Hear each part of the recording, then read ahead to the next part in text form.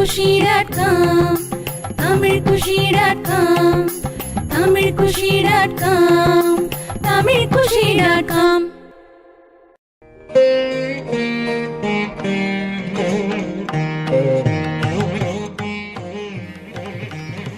இன்னைக்கு 18வது பாசுரம்.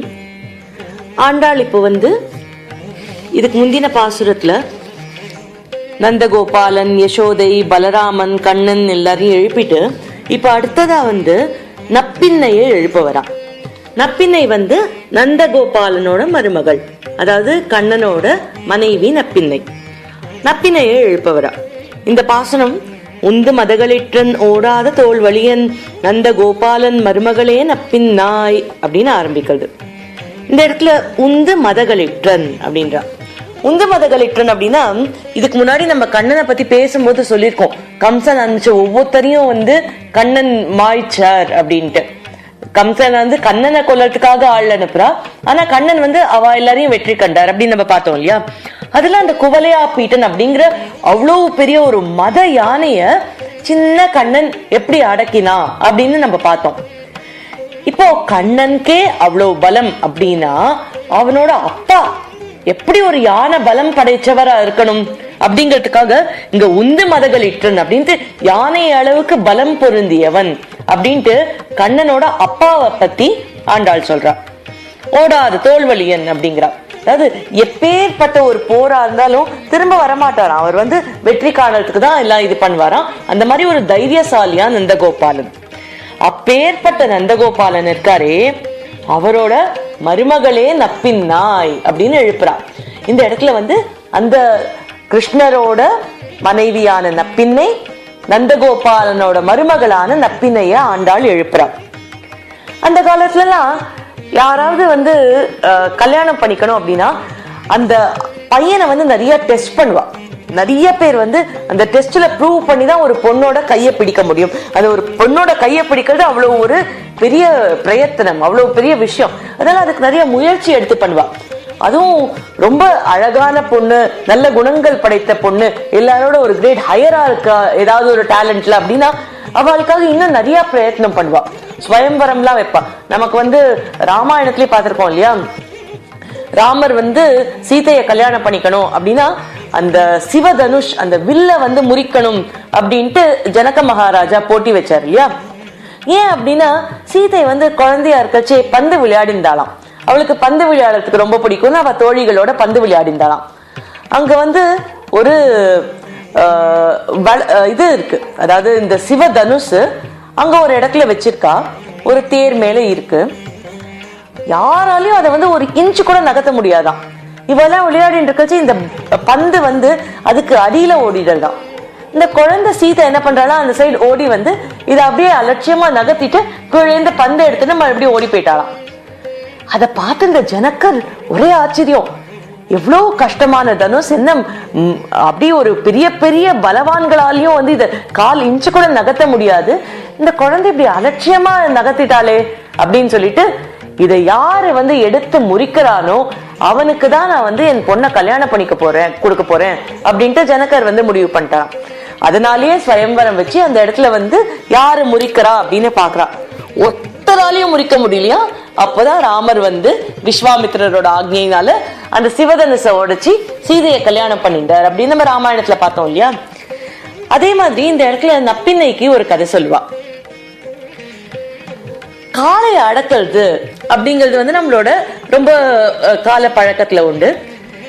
ஒரு நம்ம சாதாரணமா ஒரு பசுமாடு நம்மளை பார்த்து வந்தாலே பயந்துட்டு இருக்கோம். சோ காளை நம்மளை பார்த்து இன்னுமே பயமா இருக்கும். அந்த மாதிரி இருக்கிற காளையை அடக்கிறது அப்படிங்கிறது ரொம்ப ஒரு பெரிய விளையாட்டு. இப்பெல்லாம் கூட நம்ம நிறைய இடத்துல பாக்குறோம் காளை அடக்கிறது அப்படின்லாம் செலிப்ரேட் பண்றான்ட்டு. ஆனா அந்த காலத்துல நிறைய ரூல்ஸ் இருந்தது. அதாவது காளைக்கு கொஞ்சம் கூட ஹார்ம் வரக்கூடாது, நமக்கு அடிப்பட்டாலும் பரவாயில்ல, காளை கொண்டு ஆகக்கூடாது அப்படிங்கறதெல்லாம் நிறைய ரூல்ஸ் வச்சு பண்ணியிருந்தா இப்ப கொஞ்சம் கொஞ்சமா அதெல்லாம் டைல்யூட் ஆயிட்டு இருக்கு. ஆனா அந்த காளை அடக்கிறது அப்படிங்கிறது ரொம்ப ஒரு பெருமையான விஷயமா இருந்தது. இந்த நப்பின்னையோட அப்பா என்ன பண்ணா, தன்னோட மகள் எப்பேற்பட்ட பொண்ணு, சாதாரண ஆளுக்கெல்லாம் அவளை கல்யாணம் பண்ணிக்க முடியாது, அதனால 7 காளைகள், அதுவும் ரொம்ப பலவான காளைகள் இருக்கு, அந்த 7த்தையும் அடக்கிறவனுக்கு தான் என் பொண்ணை கொடுப்பேன் அப்படின்ட்டா. கிருஷ்ணர் நப்பினை வந்து பிராட்டி இல்லையா, எப்பேற்பட்டு எவ்வளவு கஷ்டப்பட்டாலும் நப்பினை அடைஞ்சே ஆணுங்கிறதுக்காக அந்த நேருக்கு நேர் 7 காளைகளையும் வந்து அடக்கினானாம் கண்ணன். அதனால அவ்வளவு கஷ்டப்பட்டு அடக்கி நப்பினைய கல்யாணம் பண்ணிண்டான் அப்படின்னு சொல்லுவா. அதனால அப்பேற்பட்ட நப்பினை அப்படின்னு ஆண்டாள் இங்க பாடுறா. என்னன்னு சொல்றா? உந்து மதகளிற்றன் நோடாத தோல்வலியன் நந்தகோபாலன். எப்பேற்பட்ட நந்தகோபாலன், நந்தகோபாலன் அவ்வளவு பெரிய ஆளுனா அவனோட மருமகளே நப்பினாய். அவ்வளவு பெரிய ஆளோட மருமகள் அப்படின்னா அது உனக்கு எப்பேற்பட்ட ஸ்டேட்டஸ். கண்ணன் வந்து அவ்வளவு கஷ்டப்பட்டிருக்கான் நப்பினைய கல்யாணம் பண்ணிக்கிறதுக்கு. நப்பினை எப்படி இருப்பாளாம்? கந்தம் கமழும் குழலி கடை திறவாய். நப்பினையோட அந்த குழல் தலைமுடி வந்து அவ்வளவு வந்து சுகந்தமா இருக்குமா, அவ்வளவு ஒரு மனமா இருக்குமா, அவ்வளவு வாசமா இருக்குமா. இந்த இடத்துல நப்பினையோட குழலை சொல்றதுக்கு எதுக்கு அவசியம் அப்படின்னு பார்த்தா, ஒண்ணு அந்த நப்பினையோட குழலே அவ்வளவு அழகு அதனால சொல்றா. ரெண்டாவது சொல்லுவா, நப்பினை யாரு? நம்மளோட கிருஷ்ணனோட மனைவி இல்லையா, கிருஷ்ணனோட சொத்து நப்பினை. கிருஷ்ணன் கேசவன் அப்படின்னு எல்லாரும் கூப்பிடக்கூடியவன். கேசவன் தான் என்ன, நம்ம முன்னாடியே ஒரு பாடல்ல பார்த்திருக்கோம். அழகான கேசத்தை உடையவன். கண்ணனோட முடி வந்து ரொம்ப அழகா இருக்குமா. இப்போ நப்பினை யாரு? கேசவனோட வளரியா, அதனால அவளோட கேசமும் கேசவன் மாதிரி அவ்வளோ அழகா இருக்கான். அதனால வந்து இந்த இடத்துல சொல்றா, கந்தம் கமழும் குழலி கடை திறவாய். உன்னோட குழலும் உன்னோட கூந்தலும் அவ்வளவு அழகா சுகந்தமா இருக்கு. கண்ணன் வேற இல்ல, நீ வேற இல்ல, நீ வந்து வாசல் கதவை தர அப்படின்னு சொல்றான். சோ வந்து அவ்வளவு அழகான கேசங்களுடையதுனால இவளை வந்து நப்பினைய இந்த இடத்துல அவளோட கேசத்தை வச்சு வர்ணிக்கிறான் ஆண்டாள். இன்னொரு அற்புதமான அர்த்தம் இதுக்கு என்னன்னா, அவ்வளவு அழகான கூந்தல் இருக்கிற நப்பினை வந்து அவளோட கூந்தல்ல இருந்து ஒரு மனம் வருதான். நம்ம வந்து முன்னாடி சொன்னோம் இல்லையா, தேவலோக பெண்களுக்கு தான் அந்த மனம் வரும்ட்டு. அதையும் தாண்டி அவளுக்குலாம் நல்ல கந்தம் இருக்கும். இவளது வந்து அவ்வளவு ஒரு கந்தம் கமழும் குழலி அப்படிங்கிறா. ஏன்னா வந்து வெறும் தேவலோக பெண் இல்லையே, இவ பெருமாளோட பிராட்டி ஆச்சு. அதனால அப்படி ஒரு கந்தம் கமழல் தான் அவளோட குழல். இத வந்து சாதாரணமா அந்த ஒரு பாசம் பக்தி அதுக்கு வந்து ஈக்குவேட் பண்ணுவா பெரியவாள்லாம். அதாவது என்ன சொல்லுவான்னா, ஒருத்தருக்கு பாசம் இருந்தது பக்தி இருந்ததுன்னா அது வந்து ரொம்ப கண்டேஜியஸா, அது உடனே எல்லாருக்கும் பரவுமா. ஒரு மலர்ல வாசம் இருந்ததுன்னா அது எப்படி பக்கத்துல இருக்கிறவா எல்லாருக்கும் பரவுறதோ, அந்த சுகந்தம் எல்லா இடத்துக்கும் போறதோ, அதே மாதிரி இந்த நப்பின்னை நங்கா இருக்கா இல்லையா, அவ வந்து இருக்கிற இடமே வந்து ஃபுல்லா அப்படியே பக்தி பரவுமா. அந்த இடத்துல இருக்கிறவா எல்லாருக்கும் ஞானம் பரவுமா, அஜ்ஞானம் எல்லாம் அவளை விட்டு விலகிடுமா, எல்லா நல்ல குவாலிட்டிஸும் குணங்களும் அவளுக்குலாம் வருமா. சோ அப்பேற்பட்டவளா நப்பின்னை. அதனால நப்பின்னை இருக்கிற இடம் எப்படியாதான் அந்த இடமே வந்து அவளோட ஞான பக்தி வைராகம் எல்லாம் பரவிடுறது. அதனால வந்து கந்தம் கமழும் குழலி அப்படின்னு சொல்றா. அவ இருக்கிற இடத்துலயே அந்த சுகந்தம் எல்லா நல்ல குணங்களும் வந்துடுறது அப்படின்னு சொல்றா. கடை திறவாய் வந்தெங்கும் கோழி அழைத்தனகான். எல்லா இடத்துலயும் பாரு, கோழி எல்லாம் கூவ ஆரம்பிச்சிட்டு விடிஞ்சிடுது. நம்ம இது வரைக்கும் பார்த்துட்டு இருக்கோம் இல்லையா, ஆண்டாள் வந்து இயற்கையோட பெருமாள் அப்படியே ஒப்பிட்டு தான் ஒவ்வொரு பாடலையும் பாடிட்டு இருக்கா. இந்த இடத்துலயும் வந்து வந்தெங்கும் கோழி அழைத்தனகான், எல்லா இடத்துலயும் கோழி எல்லாம் வந்து கூவ ஆரம்பிச்சிட்டு. மாதவி பந்தல் மேல் பல்கால் குயிலினங்கள் கூவினகான், எல்லா குயில்களும் வந்து அழகா கூவ ஆரம்பிச்சுட்டு. அவளோட பாட்டு சத்தமே எப்படி இருக்கு தெரியுமா? என்னன்னு சொல்றது? பந்தார் விரலி உன் மைத்துனன் பேர் பாட. எல்லாரும் வந்து என்ன பாட போறோம்? உன்னோட பெருமாளோட பேரை பாட போறோம். அந்த மாதவன் மாமாயன் எல்லாம் நம்ம சொல்லியிருக்கோம் இல்லையா, கேசவன், இந்த மாதிரி ஃபுல்லா வந்து மாதவனோட பேரை நாங்க பாட போறோம். பந்தார் விரலி உன் மைத்துனன் பேர் பாட செந்தாமரை கையால் சீரார் வலையொலிப்ப வந்து திறவாய் மகிழ்ந்தேலோர் எம்பாவாய். இந்த 2 வரி வந்து இந்த பாசுரத்துல ரொம்ப ரொம்ப முக்கியமான விஷயம். சுவாமி ராமானுஜர் அப்படின்ட்டு ஒரு பெரிய ஆச்சாரியர் இருந்தார். அவர் தான் வந்து ஸ்ரீ வைஷ்ணவத்துல பிரதான ஆச்சாரியன் எல்லாரும் சொல்லக்கூடிய ஒரு ஆச்சாரியன். அந்த சுவாமி ராமானுஜர் வந்து எப்ப பார்த்தாலும் திருப்பாவையே சேவிச்சுட்டு இருப்பாராம். அதனால அவருக்கு திருப்பாவை ஜீயர் அப்படின்னு எல்லாரும் கூப்பிடுறது உண்டு. இந்த திருப்பாவை ஜீயரை வந்து எப்ப பார்த்தாலும் உஞ்சவிருத்தின்னு எடுப்பா. அதாவது நம்ம நேத்திக்கு முந்தா நேத்திக்கெல்லாம் பாசுரத்துல பார்த்தோம் இல்லையா, எல்லாருக்கும் வந்து அவ என்னெல்லாம் ஃபாலோ பண்ணணும்னு ரூல்ஸ் ரெகுலேஷன்ஸ்லாம் இருக்கு. நம்ம கூட கோவிலுக்கு போச்சு இந்த மாதிரி வந்து முதல்ல ஆச்சாரியாலாம் சேவிச்சுட்டு தான் தாயாருக்கு போகணும், தாயார் சேவிச்சுட்டு தான் பெருமாளை சேவிக்கணும் அப்படின்லாம் பார்த்தோம் இல்லையா. அந்த மாதிரி இந்த மாதிரி சந்நியாசம் வாங்கின்ற வாழ்க்கைலாம் ஒரு ரூல் இருக்கு. அது என்னன்னா உஞ்ச விருத்தி எடுத்து தான் சாப்பிடணும். யாராவது ஒருத்தர் ராத்துல போயிட்டு பிக்ஷை கேட்கணும், அவ பிக்ஷை போடுவா, அதை வச்சுதான் அவ சாப்பிடணும். அசட்ஸ் எதுவுமே அவ கன்ஸ்ட்ரக்ட் பண்ணக்கூடாது, ஒரு நாளைக்கு வந்து அடுத்த நாளைக்காக சேர்த்து வைக்க கூடாது. இந்த மாதிரி அவளுக்குலாம் நிறைய ரூல் உண்டு. அதனால இவர் வந்து உஞ்ச விருத்தி எடுக்க போறார். இவ எல்லாரும் ரொம்ப சிஸ்டமேட்டிக்கா அவளுக்கான ரூல்ஸ் எல்லாம் ஃபாலோ பண்ணிட்டு இருந்தா.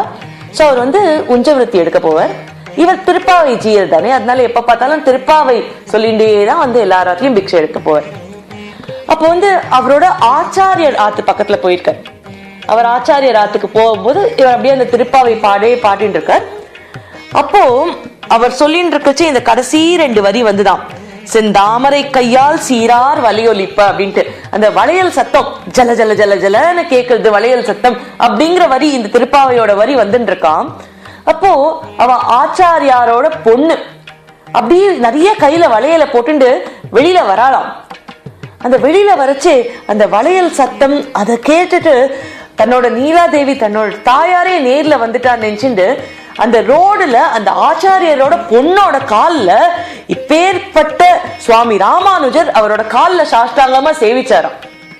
அவ்வளவு ஒரு எக்ஸ்பெரிமெண்ட் கொடுத்த பாடல் இது அப்படிங்கிறதுனால திருப்பாவையிலேயே ராமானுஜருக்கு பிடிச்ச ரொம்ப ஃபேவரட் பாடல் இந்த பாடல் அப்படிங்கிறதுனால எல்லாரும் இந்த பாடலை வந்து ரொம்ப உகப்பா. இந்த இன்சிடென்ட் வந்து அப்புறமா எல்லாரும் போயிட்டு அவரோட ஆச்சாரியார்கிட்ட சொல்லியிருக்கலாம், இந்த மாதிரி வந்து சுவாமி ராமானுஜர் ஒரு பாட்டை கேட்டு உங்க பொண்ணு காலில் விழுந்துட்டா தெரியுமா அப்படி இப்படின்ட்டு. உடனே அவரோட ஆச்சாரியர் சொன்னா உந்து மதகடிக்டன் பாசுரமா இருக்கும் அப்படின்ட்டு. அப்படின்னா இந்த பாசுரத்தோட மகிமை அந்த ஆச்சாரியாருக்கும் சுவாமி ராமானுஜருக்கும் எவ்வளவு ஒரு பந்தத்தை கிரியேட் பண்ணிருக்கு அப்படிங்கிறது ரொம்ப சுவாரஸ்யமான ஒரு விஷயம். இந்த நப்பின்னை பிராட்டியோட வளையல் சத்தமே வந்து அவ்வளவு மந்திரங்கள் ஓதுறதுக்கு சமானம். இந்த நப்பின்னை பிராட்டி வந்தாலே நம்மளுக்கு வந்து ஸ்பிரிச்சுவல் நாலேஜ் எல்லாம் அவ்வளவு நிறைய வந்துரும் அப்படின்ட்டு அந்த நப்பின்னை பிராட்டி தான் வந்து நமக்கு பெருமாளை வந்து ஹெல்ப் பண்றாள். அதாவது பெருமாள் கோவமா இருந்தா கூட நம்மளுக்காக சாந்தப்படுத்தி நம்மள பெருமாளோட சேர்த்து விடுறா அப்படின்பா. இந்த இடத்துல வந்து இந்த பந்தார் விரலி உன் மைத்துனன் பேர்பாடு அப்படின்னு சொல்றா இல்லையா, அதாவது தாயார் வந்து பந்து விளையாட்டாளா. முன்னாடி இந்த சீதா பிள்ளாட்டி கூட நம்மளுக்கு பந்து விளையாட பிடிக்கும்னு சொன்னோம் இல்லையா. இந்த இடத்துல இந்த பந்துங்கிறதுக்கு என்ன அப்படின்னா பெரியவாள்லாம் சொல்றா, இந்த ஜீவாத்மா நம்மளோட ஆத்மா இருக்கு இல்லையா, நம்மளோட சோல் இருக்கு இல்லையா, அதை வந்து பந்து மாதிரி விளையாடுறாளாம். ஆனா தாயார் வந்து அதை அவ்வளவு டெலிகேட்டா ஹேண்டில் பண்றாளாம். ஏன்னா அவளோட இந்த செந்தாமரை கையால ஹேண்டில் பண்றாளாம். அது என்ன விளையாட்டானா ஒரு பந்து கூட கீழே விழுந்துடக்கூடாது, எல்லாமே பெருமாள் கையில சேர்த்துடணும் அப்படிங்கிறதுக்காக புருஷகாரம் பண்றா. அதாவது பெருமாளுக்கு நம்மள கனெக்ட் பண்ணி விடுறா, நம்மள வந்து ரெக்கமெண்ட் பண்ணி விடுறா தாயார் அப்படின்ட்டு ரொம்ப அழகா வந்து ஒரு கதை சொல்றது உண்டு. தாயார் வந்து தன்னோட எல்லா குழந்தைகளும் நன்னா இருக்கணும் அப்படிங்கிறதுக்காக ரொம்ப ப்ரொடெக்ட் பண்ணிட்டே இருப்பாளாம். எப்பவாவது வந்து தாயாரே வேணும்ட்டு ஏதாவது சொல்லுவாளா. இப்போ வந்து விபீஷணன் வந்து லங்கையில அங்க இருந்தா ராவணன் என்ன அவ்வளவு கஷ்டப்படுத்தினா, அப்போ விபீஷணன் என்ன பண்ணா அப்படின்ட்டு ராமர் கிட்ட சீதை கேக்குறாளாம். அப்போ ராமர் சொல்றானா, இங்க பாரு என்னோட அடியார் வந்து தப்பே செய்ய மாட்டா, என் அடியார் இதை செய்தாரே அன்று நல்லதே செய்தார் அப்படின்றாராம். அதாவது அவ அப்படி தப்பு நீ நினைச்சாலும் அதுல கண்டிப்பா ஏதாவது ஒரு நல்லது இருக்கும். இப்ப பாரு விபீஷணன் வந்து கண்டிப்பா உனக்கு வந்து நல்லதுதான் பண்ணியிருக்கான் அப்படின்ட்டு ராமர் வந்து சீதை கிட்ட சொல்றாராம். விபீஷணன் தான் வந்து ஒன்னையும் சேர்த்து வச்சா, விபீஷணன் தான் எனக்கு இவ்வளவு ஹெல்ப் பண்ணா அப்படின்ட்டு விபீஷணனுக்காக தாயார்கிட்டயே பறிஞ்சு பேசுவாராம் பெருமாள். அந்த மாதிரி பெருமாளும் தாயாரும் போட்டி போட்டு நம்மள வந்து ப்ரொடெக்ட் பண்ண பாக்குறா. சோ அப்பேற்பட்ட தாயார் நமக்கு எப்பவுமே ரெக்கமெண்ட் பண்ணுவாங்களாம். இந்த மாதிரி வந்து நம்ம என்னதான் தப்பு பண்ணாலும் அது ஒரு அம்மா அப்பா கிட்ட எவ்வளவு அழகா எடுத்து சொல்லுவா. அந்த மாதிரி வந்து தாயார் பெருமாள் கிட்ட நம்ம என்ன தப்பு பண்ணாலும் அதை நல்லதா வந்து எடுத்து சொல்வாளாம். அதனால தாயார் வந்து பெருமாள் கிட்ட நம்மள ரெக்கமெண்ட் பண்றா அப்படிங்கிறது வந்து தாயாரோட ஒரு லட்சணம். அதனால தாயார் வந்து எப்பவுமே வந்து சேவிக்கணும் அப்படின்னு இந்த பாசுரத்துல ஆண்டாள் நம்மளுக்கு அழகா எடுத்து சொல்றா. சோ அதுதான் வந்து இந்த பந்தார் விரலி, இந்த பந்து இந்த ஜீவாத்மாவை வந்து அந்த ஒரு தாமரை கையால ப்ரொடெக்ட் பண்ணுவாளாம் தாயார். சோ இந்த முழு பாடலை நான் ஒரு வாட்டி சொல்லிடுறேன். உந்து மதகளிற்றன் ஓடாத தோல்வலியன் நந்த கோபாலன் மருமகளே நப்பின்னாய் கந்தம் கமழும் குழலி கடைதிரவாய் வந்தெங்கும் கோழி அழைத்தனகான் மாதவி பந்தல் மேல் பல்கால் குயிலினங்கள் கூவினகான் பந்தார் விரலி உன் மைத்துனன் பேர் பாட செந்தாமரை கையால் சீரார் வலை ஒலிப்ப வந்து திரவாய் மகிழ்ந்தேலோர் எம்பாவாய். ஆண்டாள் திருவடிகளே சரணம். ரங்கமன்னார் திருவடிகளே சரணம்.